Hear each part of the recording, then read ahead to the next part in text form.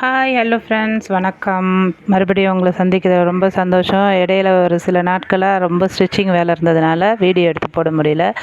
So வெறும் ஒரு 1/4 kilo உருளைக்கிழங்கு மட்டும் வீட்டில் இருந்தது. சரி, என்ன செய்யலாம்னு சொன்னோன்னே ஸ்நாக்ஸ் டைமு ரொம்ப ஆசையாக ஏதாவது சாப்பிடணும் போல் இருந்தது.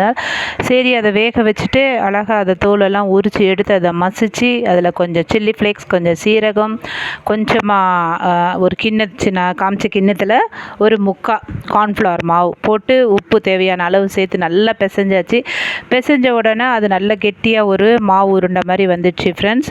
அதை ஒரு நல்ல கவர் எடுத்து அதை சுத்தம் பண்ணி வச்சுருந்தேன். அந்த கவரில் போட்டு நம்ம உருட்டுக்கட்டை வச்சு நல்லா உருட்டிட்டு அதை சரியாக அந்த திக்னஸ் சமமாக பண்ணிவிட்டு அதை அப்படியே கொஞ்சம் நேரத்துக்கு 1/2 ஹவருக்கு ஃப்ரிட்ஜில் வச்சுட்டேன்.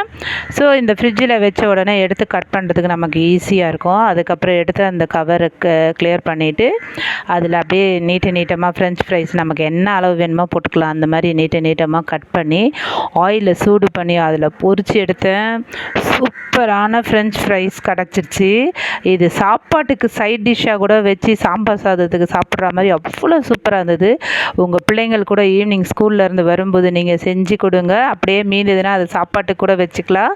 ரொம்ப என்ஜாய் பண்ணி சாப்பிடுவாங்க. கடையில் விற்கிறத கேட்கவே மாட்டாங்க. ஸோ நம்ம கண் எதிர்க்க நம்மளே க்ளீனாக செஞ்சு கொடுத்தாக்கா ரொம்ப சூப்பராக இருக்கும். சாப்பிட்றதுக்கும் கிறிஸ்பியாக இருந்தது. இது கூட சாஸ் வேணும்னாலும் மயோனீஸ் வேணுனாலும் தொட்டு சாப்பிட்லாம். லைக் பண்ணுங்கள், ஷேர் பண்ணுங்கள், சப்ஸ்கிரைப் பண்ணுங்கள்.